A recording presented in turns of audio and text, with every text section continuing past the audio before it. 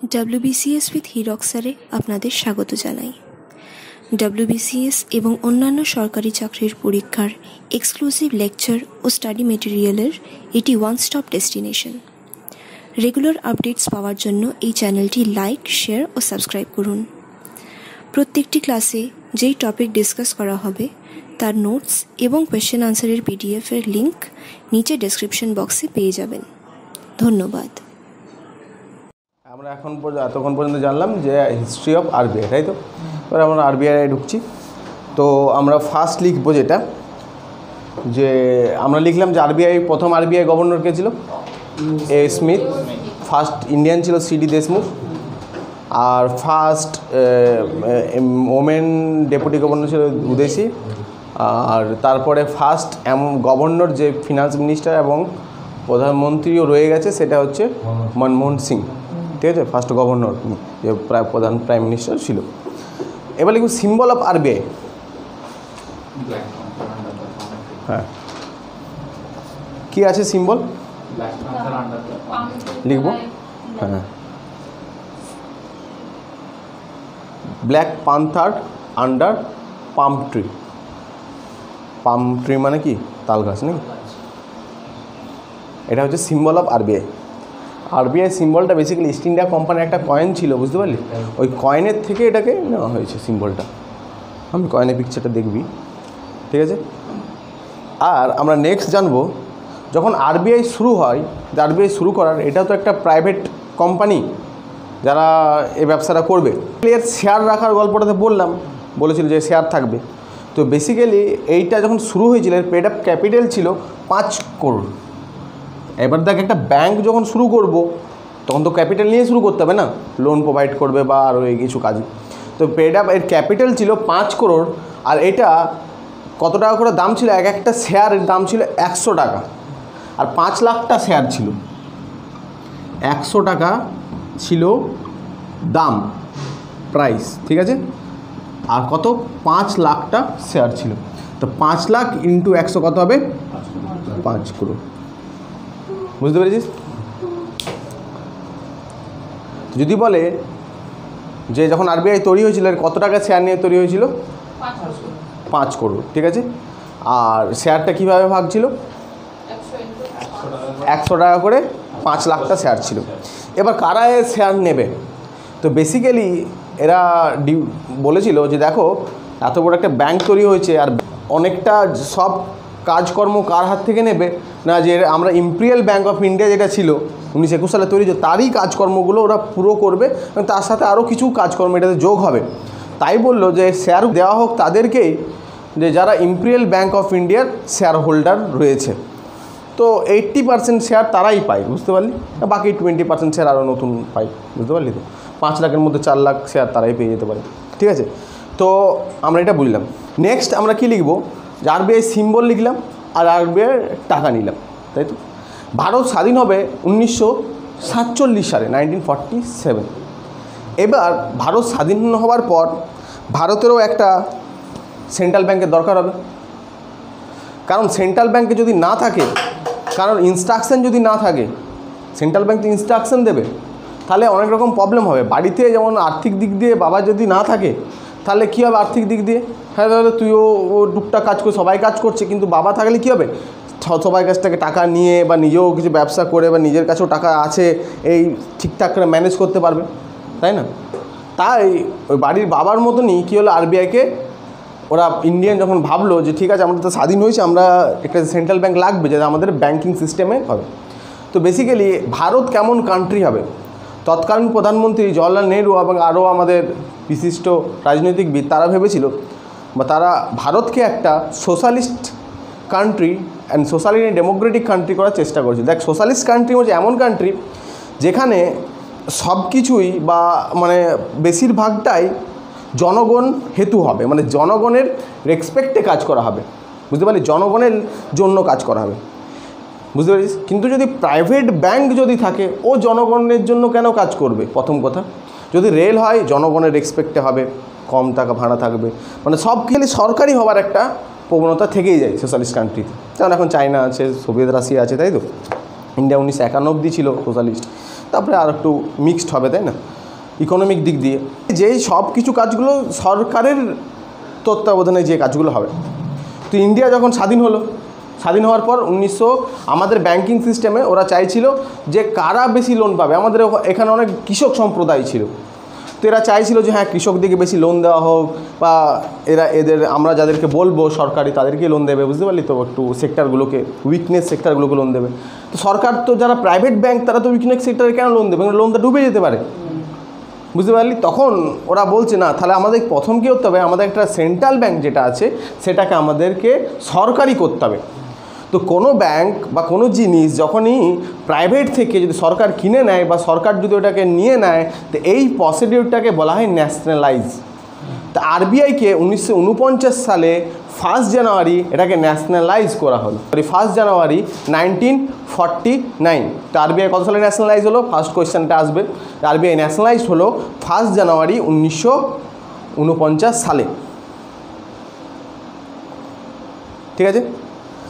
RBI nationalise হয়ে গেল, মানে কি ওই যে শেয়ারগুলো ছিল তাদেরকে টাকা বাকাগুলো সব দিয়ে দিল গভর্নমেন্ট, যে 5 লাখ বা যা ছিল 5 কোটি, যে ভাই তোমার টাকা তুমি নিয়ে নাও, এটা আমাকে দিয়ে দাও।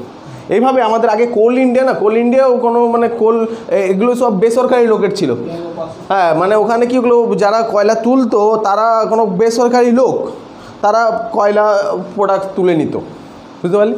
কয়লা তুলে পরে কী করতো, তারা সরকারকে বিক্রি করতো, সরকার ওই কয়লা দিয়ে পরে কী করতো, এই ইলেকট্রিসিটি প্রোভাইড করতো। তারপর ওরা বলতো আমাদের তুলতে খরচা হচ্ছে, ওরা ও লোকগুলো হয়তো রেট রাখতো যে 10 টাকা কিলো বিক্রি করবো কয়লা।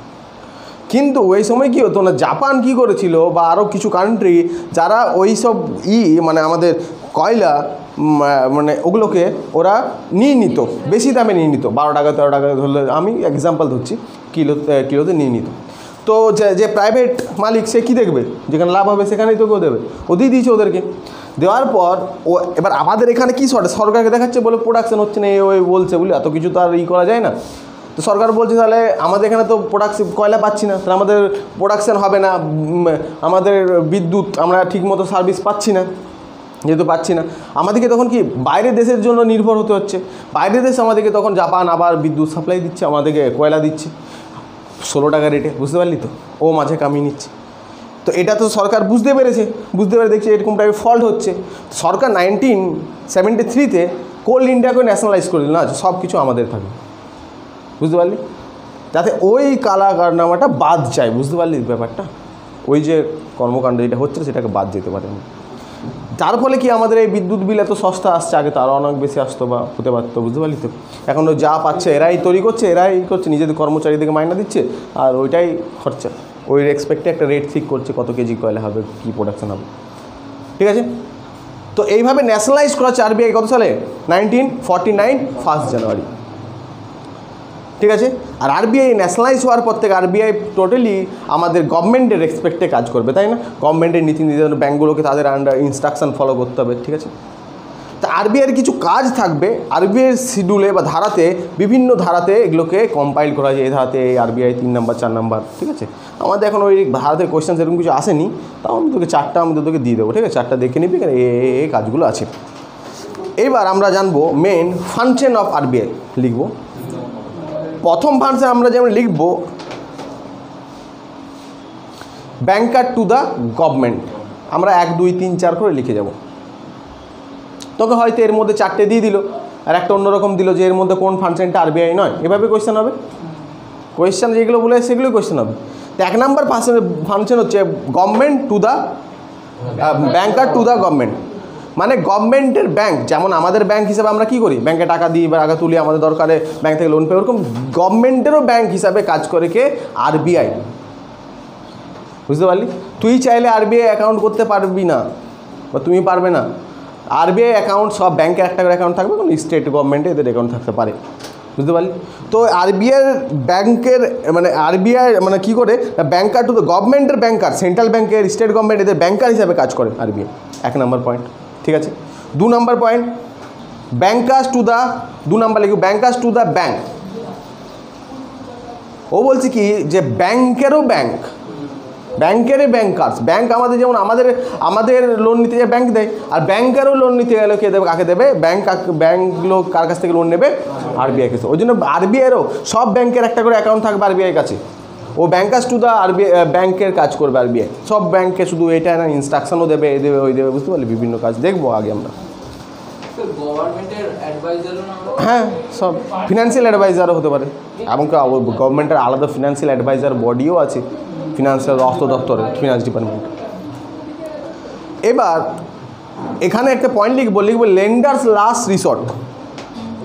লেন্ডার্স, এই ব্যাংকার্স টু দ্য ব্যাংকে লিখবো লেন্ডার্স, LENDERS, লেন্ডার্স লাস্ট রিসর্ট। লেন্ডার্স মানে কি? যারা ধার দেয় তাদের লাস্ট রিসর্ট, মানে তাদের শেষ ভরসা। যারা ধার দেয় তাদের শেষ ভরসা। আমাদেরকে ধার দেয় কে? আরবিআই দেয় না, আমাদেরকে ব্যাংক দেয়। তো ব্যাংকের শেষ ভরসা কে? আরবিআই। ব্যাংক যদি টাকা বাকা না থাকে তখন ও ওখান থেকে লোন নিতে পারবে না, ওরকমভাবে তো লোন না, বেসিক্যালি IMF, ওয়ার্ল্ড ব্যাংক এইগুলো থেকে লোন নিতে পারে। তো আর আমরা নেক্সট লিখব আরেকটা কাজ হচ্ছে কি, ইস্যু অফ নোটস। এইটা আগে ইম্পেরিয়াল ব্যাংক অফ ইন্ডিয়া করতো, পরে আরবিআইকে দেয়, তাই না? আমরা মানি চ্যাপ্টারে এই চ্যাপ্টারটা কভার করেছি, তাই আমি এখানে বেশি লিখছি না। মানি চ্যাপ্টারটাতে সব কিছু লিখানো আছে, ইস্যু অফ নোটের কত টাকা কে ইস্যু করে কেউ। তা আমি একটু বলে দিই যে আমাদের যতগুলো নোট আছে, 1 টাকার নোট বাদ দিয়ে সব নোটেরগুলোকে প্রকাশ করবে আরবিআই, ইস্যু করতে পারে নোট যা ব্যাংক। এবং কি প্রত্যেকটা নোটে 1 টাকা বাদে ওই বাদ বাকি সব নোটে কার সিগনেচার থাকে? রিজার্ভ ব্যাংকের গভর্নর। আর 1 টাকার নোটে কার সিগনেচার থাকে? Finance secretary. ঠিক আছে? আর যত কয়েন মিন্ট থেকে যে কয়েন তৈরি হয়, সে 1 টাকার হতে পারে, 100 টাকারও কয়েন হতে পারে, 5 টাকা, 10 টাকা, 20 টাকার। এখন তো আমাদের আপাতত 10 টাকার কয়েন আছে, তাই তো? কয়েন বলতে হাইস্ট কত টাকার কয়েন ছাপতে পারে? 1000 টাকার কয়েন হাইস্ট। কিন্তু এখনও পর্যন্ত 10 টাকার আমাদের আছে। তো সব কয়েন কে ছাপতে পারে? অথরিটি আছে গভর্নমেন্ট অফ ইন্ডিয়ার ফিনান্সিয়াল দপ্তর, অর্থ দপ্তর, বুঝতে পারলি তো? গভর্নমেন্ট অফ ইন্ডিয়া কয়েন ছাপে সমস্ত ধরনের। আর নোট কে ছাপে? আরবিআই। আর নোট হাইস্ট ছাপলে কত টাকা ছাপতে পারে? একদম আপ টু 10,000। আর এটা আরবিআই অ্যাক্টেই বলা আছে ধারাতে, তো চাইলে ধারা দেখতে পারি, বুঝতে পারলি? এই ইস্যু অফ নোট সেট আছে। আর বাদ বাকি জিনিসগুলো সব ওখান থেকে নিয়ে নিবি। আর একটা ব্যাপার, আরবিআই যখন নোট ইস্যু করবে, আরবিআই কিন্তু একটা মিনিমাম রিজার্ভ সিস্টেম মানতে হয়, তাই না? তো এটাকে আর লিখবো হোয়েন আরবিআই, এই পয়েন্টের মধ্যে বলছি, হ্যাঁ, when RBI issue note,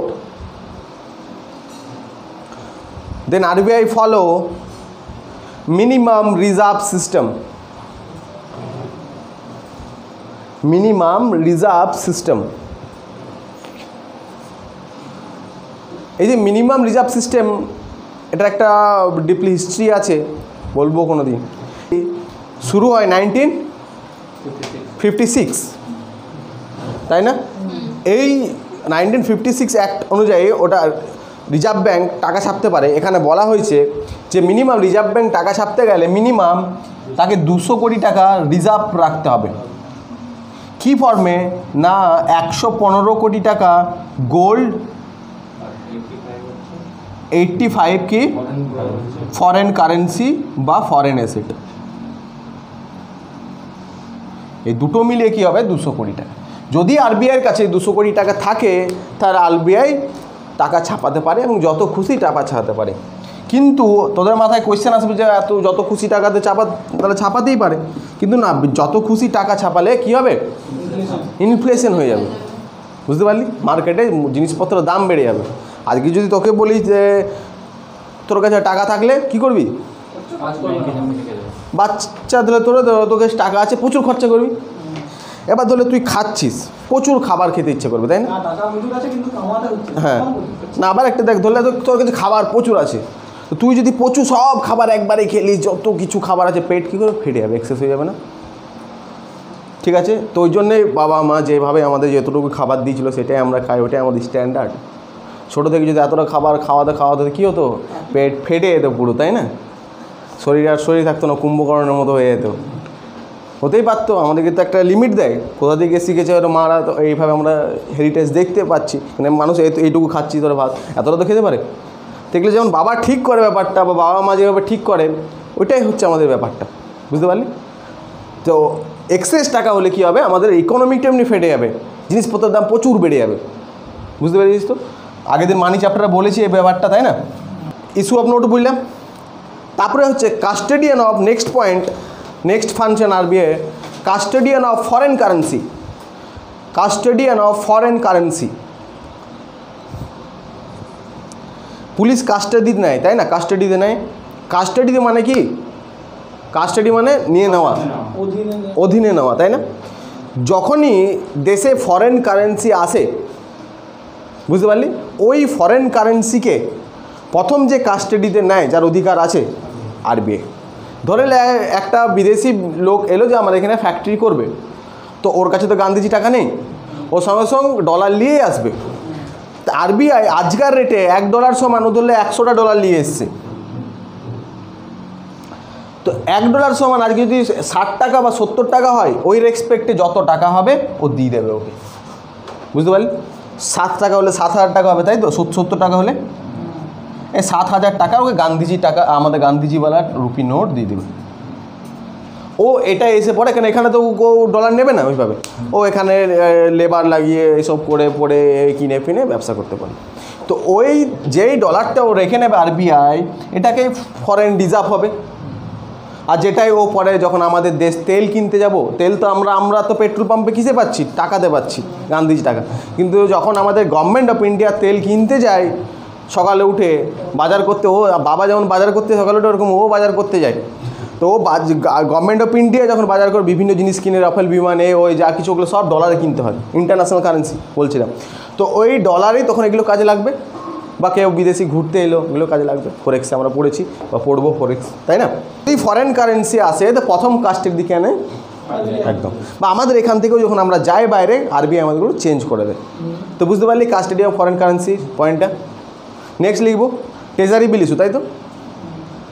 basically RBI treasury bill বা গভর্নমেন্ট সিকিউরিটি, ট্রেজারি বিল বা গভর্নমেন্ট সিকিউরিটি অপশনে লিখে দেখতে পারিস, এগুলো ইস্যু করতে পারে। ট্রেজারি বিল কি হয়, ধরে কোনো একটা কাগজ গভর্নমেন্টের টাকা দরকার পড়েছে মনে হচ্ছে, এগুলো আমরা ফিনান্সিয়াল চ্যাপ্টারে পড়বো, ইন্ডিয়ান ফিনান্সিয়াল মার্কেটে। তো গভর্নমেন্ট কী করবে, এরকম একটা কাগজ নেবে RBI, আর এখানে বলবে সিলফিল মোহর দেবে, আর বলবে এটার দাম হচ্ছে 10, ধরলে 1 লাখ টাকা, তুমি এটা নিয়ে নাও, আমি আসবো, এসে পরে কী করবো, ট্রেজারি বিলটা নিয়ে নেব। তো যখন আমি গভর্নমেন্ট তোকে দিলাম, তুই এটা কিনলি, আমাকে 1 লাখ টাকা দিলি, আবার যখন আমি যাব তখন আমি তোর কাছ থেকে, মানে আমাকে তুই দিলে 80,000 টাকা দিলি, ডিসকাউন্ট প্রাইসে হয় 80,000 টাকা, 1 লাখ টাকা লিখে 80,000 টাকা তুই দিলি, আমি যখন এটা নিতে যাবো আমি তোকে 1 লাখ টাকা দিয়ে দেবো, ব্যাস। এটা হচ্ছে ট্রেজারি বিল, বুঝতে পারলি বিলটা? তো এইসব বিল ইস্যু করতে পারে RBI কাজ। ট্রেজারি বিল কত দিনের হয়? এটা হয় 14 দিনের একটা বিল হয়, একটা 91 দিনের হয়, একটা 182 দিনের হয়, একটা 364 দিনের হয়। তো ট্রেজারি বিল কী ইসের হয় ফরম্যাট? 14 দিন, কত হয়, তারপরে হ্যাঁ 91 দিন, তারপরে 182 দিন, তারপরে এই হয় 14 দিন, নাহলে 91 দিন, নাহলে 182 দিন, 100 দিন, 364 দিন, বুঝলি তো? এইভাবে 66 দিন এইভাবে হয় ব্যাপারটা। কারণ একসাথে সব টাকা দিলে তারপর মার্কেটে ইনফ্লেশন চলে যাবে না, এগুলো বেসিক্যালি টুলস একটা ওরা ইউজ করে। তো ট্রেজারি বিল ইস্যু করতে পারে 14, 91, 182 আর 364।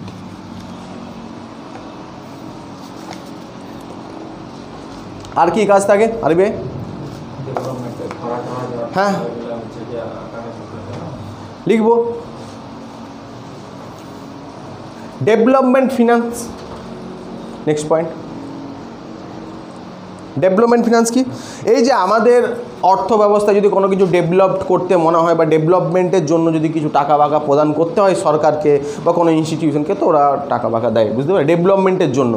তো ইনফ্রাস্ট্রাকচার বল, এই বল, অনেক রকম ডেভেলপমেন্ট হয়, তো রাস্তাঘাট তো ওরা দিতে পারে, বুঝতে পারলি তো, প্রোভাইড করতে পারে। তো এটা হচ্ছে আর একটা পয়েন্ট। আর কি পয়েন্ট হতে পারে? আর সব থেকে গুরুত্বপূর্ণ যেটা কাজ, কত নম্বর লিখলাম আমরা? 7। 8 নাম্বার লিখলাম বা মনিটারি পলিসি। সব থেকে ইম্পর্টেন্ট কাজ, সব থেকে গুরুত্বপূর্ণ কাজ, যার উপরই আরবিআইকে মেন হোতা বলা হয় আর কি, বুঝতে পারলি? হ্যাঁ, এখান থেকে আমাদের ইকোনমিটা আরবিআই মানে ডাইরেক্ট অ্যান্ড একই, হ্যাঁ, ডাইরেক্ট ইনডাইরেক্টভাবে আমাদের পুরো ইকোনমিটাকে কি করে রেগুলেট করে, বুঝতে পারলি? আমাদের বাজারে যা জিনিসপত্রের দাম যদি বেড়ে যায় তো এই মনিটারি পলিসির মাধ্যমে এগুলোকে কমানোর চেষ্টা করে, বা যদি এখানে মনে হয় বাজারে অনেক মানে অনেক কিছু টাকার শর্টেজ আছে, তাহলে এই মনিটারি পলিসিকে ওরা চেঞ্জ করে বা কম বাড়া করে পরে কী করতে পারে, মার্কেটে মানি সাপ্লাই প্রোভাইড করতে পারে। ঠিক আছে, তা আমরা প্রথম যেটা লিখবো, monetary policy is also known as credit control policy, ধার নিয়ন্ত্রণ, বুঝতে পারলি? Monetary policy is a important tools of কি ক্রেডিট কন্ট্রোল, তাই না? সব থেকে important tools of credit control monetary policy. Inflation কাকে বলে? যখনই কোনো জিনিসপত্রের দাম যদি বেড়ে যায়, গেলে একটা জিনিসপত্র না, যে আজকে আলুর দাম বেড়ে গেল, ইনফ্লেশনটা না, একটা ওদের wholesale price index and consumer price ইন্ডেক্সের বাস্কেট অফ ইকোনমি আর বাস্কেট অফ যে গুডস আছে, ওই গুডসের দাম যখন বাস্কেটে বেড়ে যায় এটাকে কী বলা হয়? ইনফ্লেশন। তো যখন মার্কেটে কোনো জিনিসপত্রের দাম যখন বেড়ে যায় আর টাকার ভ্যালু কী হয়? কমে যায়, তাই না? মানে জিনিসপত্রের দাম, আলুর দাম 1 কেজি 10 টাকা ছিল, 10 টাকা নিয়ে যেতাম আলু পেতাম, এখন হয়ে গেছে 1 কেজি 20 টাকা। তাহলে আমরা কী করছি? টাকা নিয়ে যাচ্ছি 10 টাকা আর পাচ্ছি না, হাফ কিলো পাচ্ছি, তার মানে টাকার আর ভ্যালু নেই। বা ধরলে এখন হচ্ছে 100 টাকা কিলো হয়ে গেল আলু, তাহলে আমরা 10 টাকাটা নিয়ে গেলে 1 কিলো আলু পেয়েছিলাম, এখন 100 টাকা হয়ে গেলে ওই 10 টাকা নিয়ে যখন যাচ্ছি তখন আর দিচ্ছে না, এটা তো হবে না, তাই না? মানে ভ্যালু আর আছে, টাকাটা নেই, এটা হচ্ছে ইনফ্লেশন। আর ডিফ্লেশন ঠিকঠাক উল্টোটা। তো ইনফ্লেশন আর ডিফ্লেশন একটা ইকোনমিকে খারাপ করে দিতে পারে, ইকোনমি খারাপ করার জন্য এগুলোই যথেষ্ট, ইনফ্লেশন আর ডিফ্লেশন। ঠিক আছে, তো আমাদের আরবিআই কী করে, এই মনিটারি পলিসি বা ক্রেডিট কন্ট্রোল পলিসির মধ্যে মার্কেটে যেন ঠিকঠাক জিনিসপত্রের দাম থাকে, এগুলোকে সব কিছু ঠিক করে, ঠিকঠাক রেটে লোন প্রোভাইড করে। আমরা এবার দেখবো এটা কীভাবে করে না। বেসিক্যালি দুটো টুলস রয়েছে ওদের, একটা হচ্ছে কোয়ান্টিটেটিভ মেথড আর একটা হচ্ছে কোয়ালিটেটিভ মেথড। কোয়ান্টিটেটিভ মানে সংখ্যাগত মেথড, মানে সংখ্যাগত পদ্ধতি, আর কোয়ালিটেটিভ মানে হচ্ছে কি গুণগত পদ্ধতি। সংখ্যাগত পদ্ধতি আর গুণগত পদ্ধতি, এই দুটোর মধ্যে মেজর পার্থক্য আমি কি বললাম, যে ধরে নে বাবা হচ্ছে আরবিআই আর ওর আমরা ছেলে পেলে হচ্ছে কি ব্যাংক বা কমার্শিয়াল ব্যাংক। এবার ধরে নে কী হচ্ছে না, বাড়িতে তোর হাতে প্রচুর টাকা এসছে, তুই কী করবি? প্রচুর খরচা করবি, প্রচুর খরচা, এদিকে ওইদিকে ওই খরচা করছিস। বাবা দেখলো না, এটা তো ঠিক হচ্ছে না, মোবাইল কিনছিস, ওই রোজ রোজ মোবাইল চেঞ্জে, ওই তুই তো অন্যরকম বাইক ফাইক কিনে, অবস্থা রকম খারাপ হয়েছে কম বয়সে। তো বাবা কী করতে পারে তখন তোর? বা কোনো আবার ভুল কাজ করে ফেলছিস, বুঝতে পারলি তো, এবার টাকার ভরে মদ ফদকে দিয়ে ধরা পড়ে গেলে, বুঝতে পারলি, বারে ফারে ধরা পড়ে গেলি, তাই তখন তো বাবার তো বুঝতে পারলি, এবার বেশি টাকা থাকলেই দেখলে হবে, বন্ধু বান্ধব হবে, বেশি কিছুই হবে, মাথা ফ্র্যাকচুর করবে, তখনই কি হবে? বাবা তোকে কী করবে? প্রথমে পকেট মানি না, প্রথমে তো উদ্যম মাধ্যম দেবে, তাই না? বলবে না, প্রথমে ডাকবে, ঠিক আছে, হ্যাঁ ওখান থেকে এখানে আয়। তো যাই হোক, তো দুটো মেথডে বাবাও অ্যাপ্লাই করবে। একটা কোয়ান্টিটি, প্রথম হচ্ছে টাকা তো তুই বাবার কাছ থেকে পাচ্ছিলিস ওই বয়সে, তাই না? কোয়ান্টিটি কী করবে না, তোর বাবা তোর টাকা ফাঁকাগুলো চেপে দেবে পার্সেন্টেজ, আর তোকে দেওয়া যাবে না, এই টিউশন ফিস নে তাই না, আর মার আলাগ সে পড়বে, তাই না? তাহলে তুই এইটা কোয়ান্টিটেটিভ মেথড, যে তোকে টাকা দিয়ে দেবে না, ঘরে বন্ধ করে দিলেও, বুঝতে পারলি, আর তুই যেতে পারবি না। এবার মা কী করে? বাবা মা মিলেই তো সংসার না, তো বাবা মা ধরলে একই ব্যক্তি। এবার মা কী করবে? তোর পাশে বসবে, বসে বলবে দেখ বাবু এগুলো করিস না, এটা খুবই খারাপ, এই ওই মা তো ওইটাই তো মোটিভেটাই, বাবা ওই দিক দিয়ে বলছে করিস না, কমিয়ে পড়ে, একই তো মোটিভ। আর মা বলছে এগুলোকে ভালো, মাথায় হাত বুলিয়ে বুলিয়ে বলছে খাবার খেলে এটা করিস না, তুই কাঁদছিস হয়তো মায়ের কাছে, বুঝতে পারলি? ওটা হচ্ছে কোয়ালিটেটিভ মেথড, গুণগত। তোর গুণটাকে পরিবর্তন করতে চাইছে মা, তাই না? তো যে গুণটা ওরকম হয়ে গেছে, ওই গুণটাকে পরিবর্তন করতে চাইছে দিক দিয়ে। তা আরবিআই যখন দেখবে যে ব্যাঙ্কগুলো এইসব ইনফ্লেশনের মানে কারণ হয়ে দাঁড়াচ্ছে, তখন ওই রেট পলিসি অ্যাপ্লাই করবে। ওই জন্য ডাইরেক্ট কন্ট্রোল লিখছে, ডিসি ডাইরেক্ট কন্ট্রোল করে ওটাতে, ডাইরেক্ট মানে তুলে নিয়ে আসবে তোকে আর টাকা দেওয়া বন্ধ করে দেওয়া আর ঘরে দেবো, ডাইরেক্ট কন্ট্রোল হলো তো। আর ইনডাইরেক্ট কন্ট্রোল মা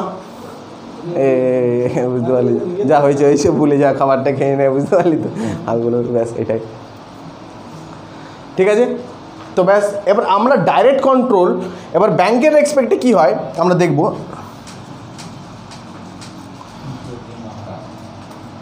এই যে কোয়ান্টিটেটিভ মেথড যেটাকে ডাইরেক্ট কন্ট্রোল বলে, এটা বেসিক্যালি দুটো পলিসি চলে। এখানে একটা রিজার্ভ পলিসি যেটাকে LLR মানিতে পড়েছিলাম, মনে আছে। এবার ব্যাংক বেসিক্যালি রিজার্ভ পলিসির মাধ্যমে কোয়ান্টিটিটাকে কমিয়ে দিতে পারে। তো রিজার্ভ পলিসির মধ্যে আমরা প্রথম পড়বো CRR, তবে নেক্সট পয়েন্ট দেবো CRR। তোরা ছকটা করে নিবি, ছকটা পরে করে নিবি, কোনো চাপ নেই, পিকচার তুলনে। এবার তোরা নেক্সট কী করবি, CRR পয়েন্ট দেবো, লিখো CRR। হ্যাঁ, ফাংশনের মধ্যে এই ফাংশনটা চলছে, এই ফাংশনটা ধরলাম। কত নাম্বার ফাংশন এটা? 8 নম্বর ফাংশন। উনি ফাংশন লিখালে হয়তো 1000টা ফাংশন হয়ে যাবে, সেটা কোনো ব্যাপার না। ওই প্রোভাইড, ওকে অ্যাডভাইস দেওয়া, এই করা ওই করা, তাই না, ধারা ধরে বলে, কিন্তু সেটা না, যেটা পরীক্ষা আসবে। এগুলোর মধ্যে হয়তো একটাই তোকে দিয়ে দিল কোনটা ফাংশন নয়। আমি একটা কোয়েশ্চেন বলছি যে which are the not function of RBI? A, to provide loan bank, ঠিক আছে, হবে না? হ্যাঁ হবে। B, to provide, to issue the currencies. C, bankers to the government. D, all of the above. All of that. Loan to the public. Public to the loan দেয় না। হ্যাঁ, but D, loan to the public. আমাদেরকে direct loan দেয়, reserve ব্যাংকে করতে পারবি না, বুঝতে পারলি, থ্রু আছে, ঠিক আছে। তা আমরা ডাইরেক্ট কোয়ান্টিটেটিভ বা ডাইরেক্ট কন্ট্রোল মেথডের মধ্যে প্রথম যেটা পড়বো, রিজার্ভ পলিসির মধ্যে যেটা পড়বে, দুটো policy, reserve policy, rate policy. তো রিজার্ভ পলিসির মধ্যে যেটা পড়বো সেটা হচ্ছে কি, বলে দিচ্ছি সব। দেখ, CRR এখন শুনে কোনো লাভ নেই। যেই দিন পরীক্ষা দিতে যাবি এই ক্লাসটা পারবি, CRR, SLR, তারপরে ব্যাংক রেট, রেপো, রিভার্স একটু দেখে নিবি পরীক্ষার একদিন আগে, পাতি করো, দেখে মুখস্থ করে নিয়ে যাবি, লিখে ফেঁকে নিয়ে যাস না, ঠিক আছে, মুখস্থ করে নিয়ে চলে যাবি। এটা CRR ফুল ফর্ম একদম ক্যাশ রিজার্ভ রেশিও লিখবো। It is the amount of fund that a commercial bank have to keep with RBI। বলছে এখানে যে commercial bank, basically schedule commercial bank. দেখ, ব্যাংকস আর টু টাইপস, কমার্শিয়াল ব্যাংক আর নন commercial bank, তাই না, বা schedule commercial bank আর একটা নন schedule commercial bank. তো schedule commercial bank মধ্যে আমাদের সব পড়ে, কী পড়ে, public sector bank, private sector bank, foreign bank, এগুলো সবই পড়ে। কিন্তু নন শিডিউল, এরা বেসিক্যালি শিডিউল কমার্শিয়াল ব্যাংকগুলোকে লোন দেবে সব না, ওগুলো নন শিডিউলের মধ্যে পড়বে। আর অনেক কিছু আছে, নিধি আছে, ওগুলো নন শিডিউল কমার্শিয়াল ব্যাংকের মধ্যে পড়বে। ব্যাংক কিন্তু নন শিডিউল, মানে শিডিউল মানে RBI সেকেন্ড শিডিউলের আন্ডারের মধ্যে নেই। শিডিউল RBIরও আছে, ওর যে সেকেন্ড শিডিউলের আন্ডারে যেসব ব্যাংক নেই সেগুলো হচ্ছে নন শিডিউল ব্যাংক, ঠিক আছে। তা RBI বেসিক্যালি শিডিউল ব্যাংকগুলোকে দেয়, বেসিক্যালি সব ব্যাংকগুলো শিডিউল। আমরা ব্যাংকিং চ্যাপ্টারে সেটা পুরোপুরি পড়ে নেব। তো কী হচ্ছে, RBI কী করছে, যে বাণিজ্যিক যে ব্যাংকগুলি, এরা বেসিক্যালি বাণিজ্য করে, এরাও এখন বাণিজ্য করে, এগুলো প্রাইভেট বা সরকার ওনারশিপ হলেও এরাও বাণিজ্য করে, তাই কি করে, লোন দেয়। এবার এরা কী টাইপের, এরা যখন বাণিজ্য করে তাহলে SBI, UBI, PNB সব সরকারি ব্যাংকই, আন্ডারটেকিং, কিন্তু বাণিজ্য তো করে সবাই। কেউ বেশি ইন্টারেস্ট, যে বেশি কামায় সে কী করে না, তার ব্যাংকে সাজিয়ে ও তাদের কর্মচারীদেরকে সাজিয়ে দেয়, কর্মচারীদের ভালো ফ্ল্যাট সাজিয়ে তাদের কর্মচারীদের মাইনেটাও সাজিয়ে দেয়, তাই না। আর যারা এরকম ব্যাংক হয় তারা ব্যাংকে ঢুকলে বুঝতে পেরে যাবি যে তো অবস্থা খারাপ আছে, তাই না। যেমন SBI আলাদা রকম ব্যাপার না, ব্যাংকের এরকম, তারা তাদেরকেই সাজায়, বুঝতে পারলি কেসটা, আর কিছু না। তো আমরা কি লিখলাম যে বাণিজ্য যখন কী হচ্ছে, কী লিখলাম, হ্যাঁ বলছে কমার্শিয়াল ব্যাংকগুলো একটা কিছু পার্সেন্টেজ টাকা RBI-এর কাছে রাখবে রিজার্ভ করে, সেটাকে বলবে। আর আমরা একটু এটা করা লাগে, একটু দুটো জিনিস জেনে নে। একটা জেনে নে NDTL, এটা লাগবে। NDTL, what is NDTL? ফুল ফর্মটা লিখবো, net demand and time liabilities, নাহলে আমি তোরা বুঝতে পারবি না। এটা দুটো ফর্মে আমি বুঝাচ্ছি, একটা প্র্যাকটিক্যাল উদাহরণ আর একটা যেটা মানে থিওরিটিক্যাল আর কি। তো প্রথম কোনটা বুঝবি? প্র্যাকটিক্যাল। তো ধরে নে তুই এটা দাঁড়া বেঁকে যাচ্ছিস, ঠিক আছে, তোর কাছে আছে 1000 টাকা, ঠিক আছে, সকালে ঘুম থেকে উঠলি, অ্যাকাউন্ট তোর আছে, বাবা তোকে দিল 200 টাকা, মা দিল তোকে 100 টাকা, দিদি তোকে দিল 100 টাকা, বুঝতে পারলি? তোর কাছে হলো কত? 1400 টাকা। তুই বাইকটা নিয়ে বেরোলি কলেজ, এদিক ওইদিক ফুর্তি ফুর্তি করলি, খরচা হয়ে গেল তোর 300 টাকা। রাত্রে কত বাঁচলো? এই 1100টা হচ্ছে তোর সেদিনকার NDTL, net demand and time liability. তো একদিন ঘুম থেকে উঠে তুই যা কিছু তোর আসে আর যায় বাদ দিয়ে পরে যে টাকাটা বাঁচে সেটা হচ্ছে তোর NDTL। তা আজকার NDTL হচ্ছে তোর 1100 টাকা, কাল আবার অন্যরকম হবে, আবার অনেকদিন তোদের NDTL জিরো হয়ে যাবে, কাঁদবি, তাই না? রিচার্জ করার টাকা থাকবে না, এটা হতেই পারে, NDTL অবস্থা খুব খারাপ। তো তোরা এবার যখন প্র্যাকটিক্যালি টাকা ফাঁকা থাকবে না তখন বলবি NDTL অবস্থা খুবই খারাপ। একটু ইকোনমিকগুলোকে কথার মধ্যে নিয়ে আয়, ঠিক আছে? কারণ যারা মেসে ফেসে থাকে তাদের মাসের সাথে NDTLটা খুবই চলে, এবং NDTL মানে ধারে চলে যায়, ঠিক আছে, এর কাছে নেগেটিভে থাকে। নেগেটিভ NDTLও আমরা দেখতে পাই আমাদের জীবনে, ঠিক আছে? এবার নেক্সট থিওরিটিক্যালি কী বুঝবো না, আমরা ব্যাঙ্কিং যখন ব্যাঙ্কিং তো পড়িনি, মানিতে একটু বলে দিয়েছিলাম যে ব্যাঙ্ক বেসিক্যালি অ্যাকাউন্ট থাকে, 2 টাইপস আর অ্যাকাউন্ট, একটা কী কী? ডিমান্ড, একটা টার্ম ডিপোজিট। ডিমান্ড ডিপোজিটের দুটো পার্ট থাকে, আর টার্ম ডিপোজিটের দুটো পার্ট থাকে। ডিমান্ড ডিপোজিট যখন আমাদের ডিমান্ড হবে আমরা টাকা যদি আসে তো দিয়ে দেবো, আর আমাদের ডিমান্ড হলে টাকা তুলে নেবো, এটাকে বলা হয় ডিমান্ড ডিপোজিট। ডিমান্ড অনুযায়ী ডিপোজিট করবো, ডিমান্ড অনুযায়ী তুলে নেবো।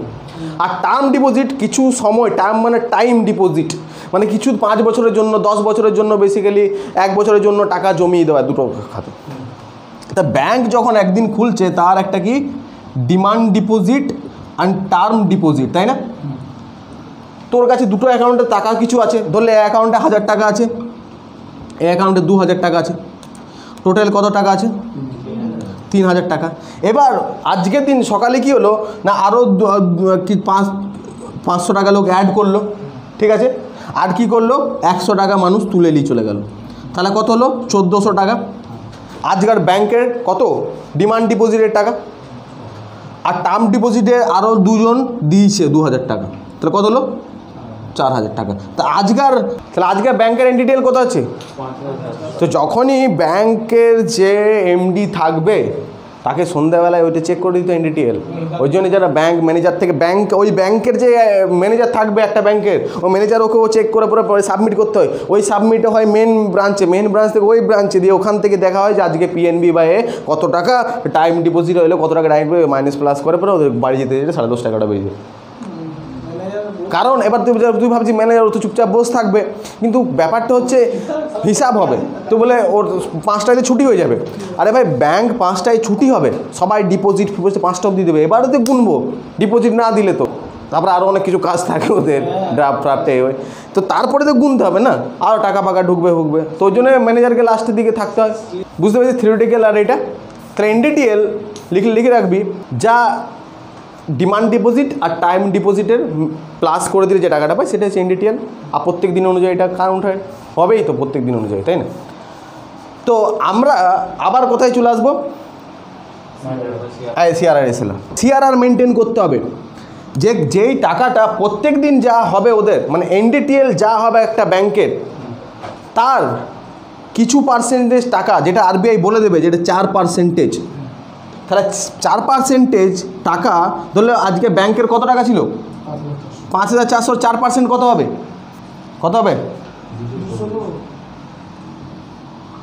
এই টাকাটা ওকে সেদিন জমা দিয়ে দিতে হবে অ্যাজ এ ক্যাশ ফর্মে, CRR, ক্যাশ রিজার্ভ রেশিও। আর দেখ দুটো আর মানে মনে হবে রিজার্ভ ব্যাংকের কাছে জমা দেবো, বুঝতে পারলি? তাহলে CRR হচ্ছে প্রত্যেক দিন কমার্শিয়াল ব্যাংকগুলো যা টাকা হবে তাদের মানে যা NDTL হবে তার কিছু পার্সেন্টেজ, মানে এখন যদি 4% RBI বলে থাকে CRR, তাহলে 4% টাকা প্রতিদিনই কী হবে RBI কাছে রিজার্ভ রাখতে হবে। বুঝতে পারলি কেন রিজার্ভ রাখতে হবে? অনেক রকম কারণ। প্রথম এর টুলস, আমরা মেন টপিক ছিল ইনফ্লেশন। ধরেলে মার্কেটে প্রচুর অবস্থা খারাপ, তুই মানে অনেক ইনফ্লেশন বেড়ে জিনিসপত্র দাম বেড়ে গেছে, তখন কি করবে না আরবিআই বলবে সিআরআর ইনক্রিজ, এটা যদি 8% হলে তখন সিআরআর করে দিল ধরলে 40%, তাহলে ব্যাংকটার কত 54 ছিল, তাহলে এই জিরো লেগে যাবে, তাহলে এখানে একটা জিরো লেগে যাবে, তাহলে ব্যাংকগুলোর কাছে কত টাকা দিতে হবে,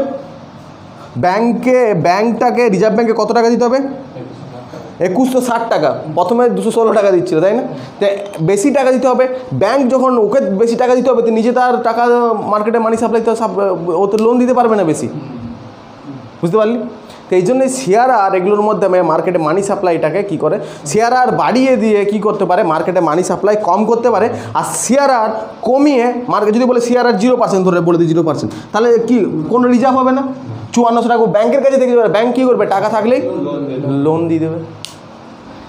এই প্রবলেমসটাই তো হয়েছিল 1921-এর আগে যখন আরবিআই যে প্রতিষ্ঠা করবো হচ্ছিল, যে ব্যাংকের কাছে সবাই টাকা নিতে আসছিল যখন আমাদের ওয়ার্ল্ডে ফার্স্ট ওয়ার্ল্ড হয় তাই না, আমাদের এখানেও সব ব্যাংকগুলো টাকাগুলো উঠিয়ে নিচ্ছে, তোদের কাছে তো রিজার্ভ করে রাখেনি, তো টাকা দেবে কোথা থেকে, সব তো লোন দিয়ে দিয়েছে, বুঝতে পেরেছিস তো, তখনই নিডেড হচ্ছে ওদের সেন্ট্রাল ব্যাংক, যেগুলোকে একজন সেন্ট্রাল ব্যাংক না থাকলে এটা চাপ হবে, বুঝতে পারলি গেছে তো কেন সেন্ট্রাল ব্যাংক আসছে।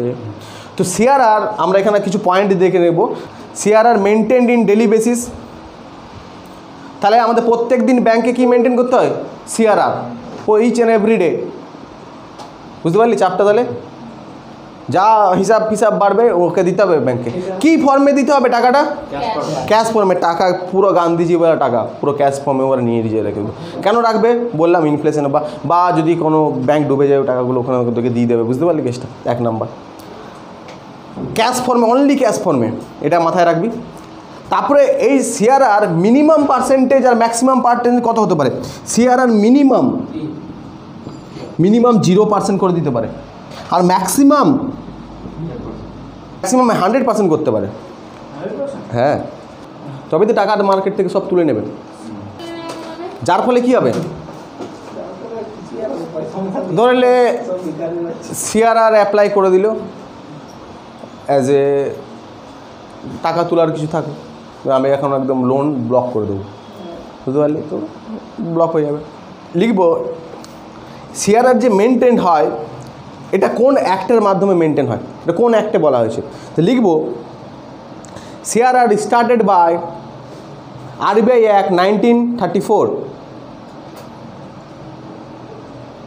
সেকশন 42, এটা কোয়েশ্চেন একবার এসেছিল, সেকশন সিআরআর স্টার্টেড বাই বা maintained by RBI act 1934-42 subsection 1 1934-এর আরবিআই অ্যাক্টে এর কথা বলা আছে, বুঝতে পারলি, 1934-এর আরবিআই অ্যাক্টে এর কথা বলা আছে যে যদি বলে রিজার্ভ ব্যাংকের সিআরআরের কথা কোথায় উল্লেখ আছে, তো কী হবে অ্যান্সার 1934 অ্যাক্ট গভর্নমেন্ট কী বলে রিজার্ভ ব্যাংক অ্যাক্ট 1934 আর সেকশন 42 সাবসেকশন 1, ঠিক আছে, সিআরআর এই রেসপেক্টে আমাদের সিআরআরটা মেনটেন, কারণ তুই একটা জিনিস কথা ভাব, সিআরআর মানে ব্যাংক, মানে সিআরআরে কী হবে ব্যাংক আমাদের রিজার্ভ ব্যাংক উঠাবে, তো রিজার্ভ ব্যাংক চাইলে তো সব টাকা উঠিয়ে নিতে, বাবা তোকে ধরে পড়ে সব টাকা উঠিয়ে নিতে পারবে, আর এসএলআরে কি নিজের কাছে রাখবে, তো ব্যাংক তখন চাইবে যে সব সম্পত্তি তোর কাছে রাখ, বাবা কোনো দিন চাইবে যে পুরো টাকা আমার টাকা তুই তোর কাছে রাখ, কোনোদিনই চাইবে না, বুঝতে পারলি, ওটাই তো 100। তো আমরা এখানে তো সিআরআর থেকে কোনো কোয়েশ্চেন, হ্যাঁ হ্যাঁ, যদি বলি কোয়েশ্চেন ইনফ্লেশনের সময় সিআর কী হবে, ইনফ্লেশনের সময় সিআরআর বাড়াবে না কমাবে, প্রথম সিআরআর বাড়িয়ে দেবে, আর ডিফ্লেশনের সময় সিআরআর কী হবে কমিয়ে দেবে, এগুলো তো নর্মাল সবই তো বুঝে যাবি, বুঝতে পারছিস তো, মাথায় ভাব, ঠান্ডা করে মাথাতে বরফ নে। নেক্সট লিখব এসএল, আর কোন অ্যাক্টের মাধ্যমে সিআরআর 1934, তখন কিন্তু এসএলআর ছিল না, এসএলআর আসবে পরে টুলস, বুঝতে পারলি, তবে আমরা এসএলআরও পড়ছি।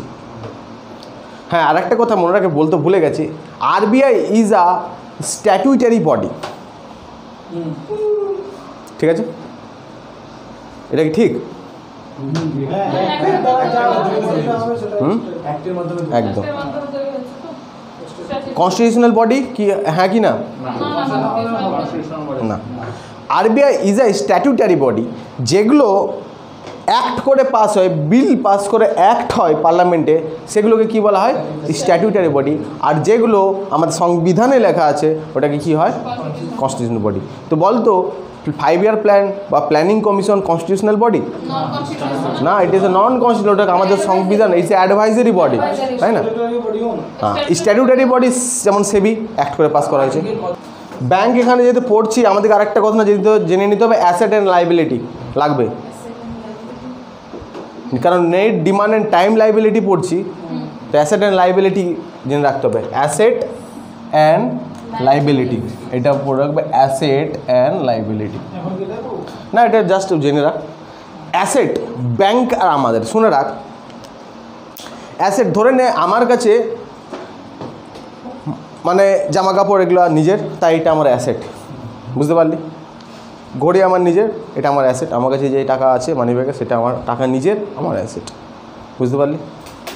এবার ধরে নে আমি কি করলাম, তোর কাছ দিয়ে একটা বললাম যে সাইকেলটা বাইকটা দে, সাইকেল অনেক কম দামি উদাহরণ হয়ে যাচ্ছে, তো বাইকটা দে, আমি এখনই আসছি। কিন্তু বাইকটা নিয়ে যাচ্ছি আমি রাস্তায়, কিন্তু রাস্তায় আমাকে জামা কাপড় যেমন লোক ভাবছে এগুলো আমার, বাইকটা তো আমারই ভাববে, কিন্তু না, বাইকটা আবার ফ্রি দিতে হবে। যে জিনিসটা আবার ফ্রি দিতে হবে সেটা হবে কি? লাইবিলিটি, বুঝতে পারলি? তাহলে অ্যাসেট অ্যান্ড লাইবিলিটি। তো ব্যাংকের ক্ষেত্রে বেসিক্যালি ব্যাংকের প্রত্যেকটা ব্যাংকের অ্যাসেট আর লাইবিলিটি, বুঝতে পারলি? ধরলে আমরা ব্যাংকে যখন টাকা জমা দিই, বুঝতে পারলি, ওটা ব্যাংকের কি? লাইবিলিটি, কেন ব্যাংকে ওটাকে ফ্রি দিতে হবে। আর ব্যাংক যাকে লোন দেয় ব্যাংকের অ্যাসেট, কেন ও লোন বলা তো দেখছে না ব্যাংক কোথা থেকে টাকা পেয়েছে, ও তো দেখছে ব্যাংক আমাকে টাকা দিচ্ছে, ব্যাংকের ওটা অ্যাসেট, ও হ্যাঁ ব্যাংকের কাছ থেকে টাকা নিয়ে যায় অ্যাসেট হিসাবে, একদম। তো ব্যাংক যখন পাবলিকের কাছ থেকে টাকা নেয় ডিপোজিট, তখন ওই টাকা কি থাকে?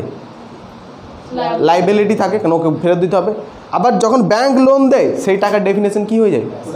অ্যাসেট, ব্যাংকিং অ্যাসেট, বুঝতে পেরেছিস তো? লাগবে। তো এখানে net demand and time liability মানে বুঝতে পারছিস, ওই টাকাগুলো যেগুলো লাইবিলিটি ফেরত দিতে হবে, সব টাকাইতে ফেরত দিতে হবে ওকে। এবং কি যদি রিজার্ভ ব্যাংক কোনো টাকা দেয় তো সেটা ফেরত দিতে হবে না, বুঝতে পারলি তো? ওরকম হিসাব আলাদা আছে। ঠিক আছে, আমরা এখানে নেক্সট লিখবো SLR, statutory liquidity ratio. RBI act 1949 সালে যে আরবিআই অ্যাক্ট হয়েছিল, সেই অ্যাক্ট অনুযায়ী যখন যে অ্যাক্টের পরিবর্তে আমাদেরকে এখানে ন্যাশনালাইজ করলো, তাই না, ওই অ্যাক্টে এই SLR-এর কথা বলা হয়েছে। হ্যাঁ, ওটা ব্যাংকিং রেগুলেশন অ্যাক্ট 1949 বলা হয়। The banking regulation act 1949। চাপ হয়ে যাচ্ছে নাকি? সেই অনেক সহজ করে বলতে, আরও সহজ বলতে হবে কি? Banking regulation act 1949। According to this act, RBI কি করে? Introduce the concept of SLR। SLR এর ফুল ফর্মটা জানতে হবে, statutory liquidity ratio. Statutory liquidity ratio, statutory liquidity ratio. Statutory মানে কি? এই তো আবার একটা পড়লাম, যাক স্যার। স্ট্যাটিউটারি লিকুইডিটি মানে কি? আবার বলেছি তোদেরকে, হ্যাঁ, লিকুইডিটি মানে হচ্ছে এমন জিনিস বা এমন অ্যাসেট যেটা খুব তাড়াতাড়ি টাকাতে পরিণত হয়, that's call liquidity. If you have a fan, it's that's not liquidity. যদি তোমার কাছে এটা থাকে ফ্যান, তাহলে এটা লিকুইডিটি না। কেন তুই যদি এখন চাইলে, তাহলে তোর কাছে 10 লাখ টাকা আছে, ওটা তোর টাকাটা তোর লিকুইডিটি, ওটা তো পুরো ক্যাশ হয়ে গেল। কিন্তু তুই 10 লাখ টাকার ফ্যান কিনে নিয়েছিস, ভাবছিস ভবিষ্যতে কাজে দেবে, ভবিষ্যতে সবাই তো এসি লাগিয়ে নিচ্ছে, এবার তুই 10 লাখ টাকা ফ্যান বিক্রি করতে পারবি? তো ওটা তোর লিকুইডিটি ফর্মে টাকাটা নয়, টাকাটার ব্যাড ইউজ হতে পারে, বুঝতে পারলি? কিন্তু তুই যদি সোনা কিনে রাখিস, দ্যাটস লিকুইডিটি, বুঝতে পারলি? যদি জমি কিনে রাখিস, তাও এখন লিকুইডিটি। তো এমন জিনিস ক্যাশের মানে এমন কিছু গুডস বা এমন কিছু জিনিস যেটা খুব তাড়াতাড়ি টাকায় পরিণত হয়ে যাবে, যেটা খুব তাড়াতাড়ি ক্যাশ ফর্ম নিয়ে নেবে, ইনস্ট্যান্ট, একদিনও লাগবে না, আমি চাইলে এটা বিক্রি করে ফেলতে পারি। বুঝতে পারলি? তাহলে কী হবে? এটা লিকুইডিটি ফর্ম বলা হয়, ক্যাশ। তো এখানে কি স্ট্যাটুটারি লিকুইডিটি রেশিও, মানে এমন কিছু জিনিস পার্সেন্টেজে আরবিআই কী করবে, বলবে তুমি নিজের কাছে জমা রাখো। শিডিউল কমার্শিয়াল ব্যাঙ্কগুলোকে বলবে তুমি নিজের কাছে জমা রাখো, কী ফর্মে? লিকুইডিটি ফর্মে। বুঝতে পারলি? মানে তুমি ক্যাশে না, তুমি লিকুইডিটিতে রাখো, তুমি বন্ড কিনে রাখো সরকারি, তুমি ডিবেঞ্চার কিনে রাখো, তুমি জমি কিনে রাখো, তুমি গোল্ড কিনে রাখো, কিন্তু নিজের কাছে রাখো। পার্সেন্টেজটা কে বলে দেবে? আরবিআই। তাহলে কী হবে? ওটাকে মেনটেন করতে হবে। হ্যাঁ, না অ্যাডভাইস না, এটা পুরো বলেই দেবে, পার্সেন্টেজ দিয়ে ঠিক করে দেবে। এখন ধরো 20% বলে দেবে যে এসএলআর যখন মানিটারি পলিসি বলবে যে এবছর মানিটারি পলিসি বা যখন রিপোর্ট দেবে বলে দেবে যে সিআরআর এত পার্সেন্ট, এটা মেনটেন করতেই হবে। বুঝতে পারলি? তো 40% বা ধরলে 20% বলে দিল, মানে ব্যাংক যা আয় করবে ওই এনডিটিএলের, বুঝতে পারলি, তার 20%, অ্যাট প্রেজেন্ট কত পার্সেন্ট আছে তুই পরে দেখে নিবি ওটা পরীক্ষার সময়, যত পার্সেন্ট বলবে এসএলআর, আমরা ধরে নিলাম 20%, তো 20% কী করবে এসএলআর, মানে যা টাকা হবে এনডিটিএলের তার 20% ব্যাঙ্কগুলো নিজের কাছে রিজার্ভ করে রাখবে। এটাই কি এসএলআর। এখানে প্রাইভেট ব্যাঙ্কগুলো করে, কিন্তু মনে রাখবি সবাইকে করতে হবে ভারতের ব্যাঙ্কিং সিস্টেম আসতে গেলে, নিজের কাছে 20% স্টোর করে রাখতে হবে। এই 20% স্টোর করে যেটা রাখছে সেটাই হচ্ছে স্ট্যাটুটরি লিকুইডিটি রেশিও। ভবিষ্যতে যদি আবার ওই 1900 আবার 16 সময় যায়, যেখানে সবাই ব্যাংকে টাকা তুলে নিচ্ছিল, ওই সিচুয়েশনটা যাতে না আসে, যেন ব্যাংক টাকা আবার দিতে পারে। আবার একটা সিচুয়েশন, টাকা ইনফ্লেশন, জিনিসপত্রের প্রচুর দাম বেড়ে গেছে, মানুষের কাছে নিশ্চয় টাকা এসছে, মানুষের কাছে টাকা অ্যাকচুয়ালি ব্যাংকরাই ফ্লো করে, আর কেউ টাকা দেওয়ার লোক নেই তো, জানিস তো, মানুষের কাছে টাকা ব্যাংকরাই দেয়। এবার তুই ভাববে যে গভর্নমেন্ট তোকে দেবে কীভাবে? ব্যাংকের মাধ্যমেই দেবে। এখন তো মডার্ন ব্যাংকিং সিস্টেমে টাকা আসতে তো একটাই পথ, ব্যাংক। গভর্নমেন্টও পাবে ব্যাংক, গভর্নমেন্ট যে টাকা দেবে ব্যাংকই দেবে তো গভর্নমেন্টকে যে টাকা দেবে সেটা তো ব্যাংকই দেবে। তো মানুষের হাতে টাকা আসছে, ও আসবে কী দিয়ে? ব্যাংক। মানে তুই বেলঘরিয়া থেকে শিয়ালদা যাচ্ছিস, সব বন্ধ, শুধু ট্রেন খোলা আছে ধরে নে, তো যেতে গেলে তোকে রেল লাইন দিয়ে যেতে হবে, তুই ট্রেনটাকে শ্যামবাজার হয়ে নিয়ে যেতে পারবি না, কেন? লাইন নেই ওখানে, ট্রেন লাইন নেই, তাই না? তো ট্রেন যেখানে লাইন আছে সেখানেই ট্রেন চলবে।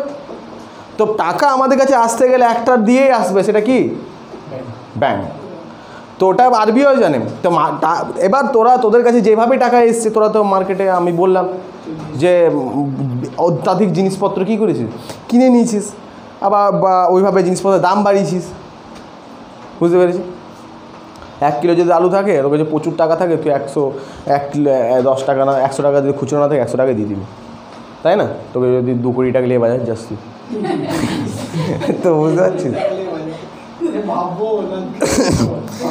এসএলআর বুঝতে পেরেছি, স্ট্যাটুটরি লিকুইডিটি রেশিও, যেখানে কি হচ্ছে যে মার্কেটের জিনিসপত্রের দাম কি হয়, ফ্ল্যাকচুয়েট হয়, বাড়ে কমে। যখন জিনিসপত্রের দাম প্রচুর বেড়ে যায় তখন অ্যাকচুয়াল যাদের কাছে টাকা আছে তারা তো অ্যাফোর্ড করেই নেবে, কিন্তু গরিব, আজকে 60% লোক গরিব আছে, কিন্তু 100 যদি 20 কোটি ভারতবর্ষ হয়, 121 কোটি, তো 60% হলে তোর ওখানে 70 কোটি, 70 কোটি লোক গরিব, তারা কি খাবে?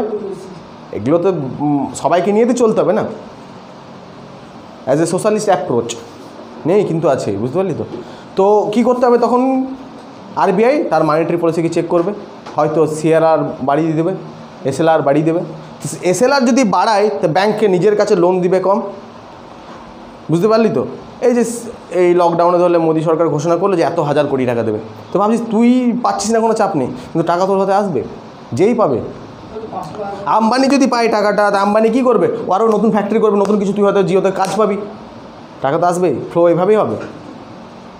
টাকা একটা এমন জিনিস যেটা জলের মতো ছড়িয়ে যায়, লুকিয়ে থাকে না, বেরিয়ে যায়। আর ইকোনমিতে একটাই কথা, যে কেউ যদি বড় লোক হয় মানে কেউ গরিব হচ্ছে, কারণ টাকা সীমিত আছে, ছাপানো আছে, নাম্বার লিখানো আছে, ওর বেশি টাকা নেই, প্রত্যেকদিন টাকা মার্কেটে আসে না, মানে কারোর কাছ থেকে যাচ্ছে আর কারোর কাছ থেকে অ্যাড হচ্ছে কারো অ্যাকাউন্টে, তাই না?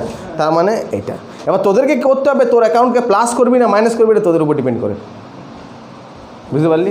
ঠিক আছে চল, তাহলে আমরা ডেফিনেশন কী লিখব? It is an amount that a commercial bank has to keep. Commercial bank has to keep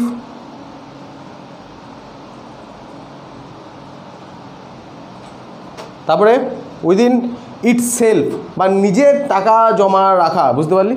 itself, যেটা আমি বাংলা বললাম সেটা লিখে রাখ, সারা জীবন মনে থাকবে। আর যেটা কী হবে, বাংলা কী হল, আরবিআই নির্দেশে বাণিজ্যিক ব্যাঙ্কগুলি তার এনডিটিএলের কিছু পার্সেন্টেজ ব্যাংকের নিজের কাছে প্রতিদিন জমা রাখতে হয়, তাকে এসএলআর বলে। আর ইট ইজ কাউন্ট কি ডেলি বেসিস, প্রত্যেক দিন কিন্তু ওটা চেঞ্জ হবে, ওই যে এনডিটিএল এর গল্পটা বললাম, ঠিক আছে? প্রত্যেক দিন কিন্তু ওটা ওদেরকে চেঞ্জ করতে হবে। আর এটা শুরু হয়েছিল কত, RBI act 1949 banking regulation act, তাই তো? আর ওখানে লিখে রাখবি সেকশন হচ্ছে তোর 24,